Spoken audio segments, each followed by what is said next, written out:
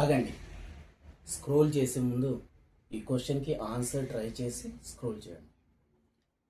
First, Rahul, Ravi and Rohit are sharing family property dash them between among. నాకు తెలిసి 99 people says that among, but that is wrong answer because ఈ రెండు చూసిన తర్వాత దాని మీనింగ్ అర్థమవుతుంది, right? Ramu and Ravi are dash in the class. ఇక్కడ class అనేది మెన్షన్ చేశారు. ఈ క్లాస్ అనేది, క్లాస్లో చాలా మంది ఉంటారు. ఎంతమంది ఎవరెవరు అనేది ఇక్కడ మనకి క్లారిటీ లేదు.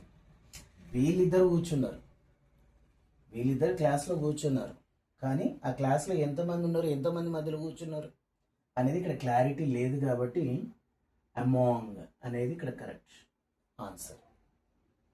అమాంగ్ అనేది కరెక్ట్. ఇక్కడ Sita is dash Ramya and Shailaja.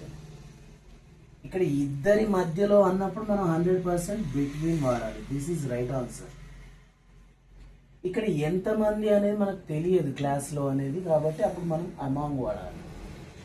మరి దీని గురించి ఏంటి సార్, ఇక్కడ ఏం రావాలి అంటే అది ఎంతమంది అయినా కావచ్చు. ఇక్కడ ఎంతమంది అయినా కావచ్చు, కానీ ఎవరని మనకు తెలియదు, ఎంతమంది అని తెలియదు. కానీ ఇక్కడ మాత్రం మనకు తెలుసు ఎంతమంది అనేది. 1 2 3. ఈ 3 members అనే కాదు, 10 members పేర్లు మెన్షన్ చేసినప్పుడు మనం ఏం చేయాలంటే అమాంగ్ బదులుగా బిట్వీన్ వాడాలి. That is the rule.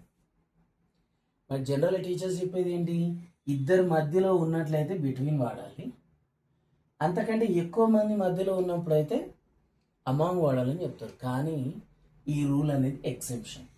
అది ఎంతమంది అయినా కావచ్చు, కానీ వాళ్ళ పేర్లు మెన్షన్ చేసినప్పుడు మాత్రం ఎంతమంది ఉన్నా సరే మనం బిట్వీన్ వాడాలి. Thank you. ఈ వీడియో మీకు హెల్ప్ఫుల్ అనిపిస్తే లైక్ చేయండి.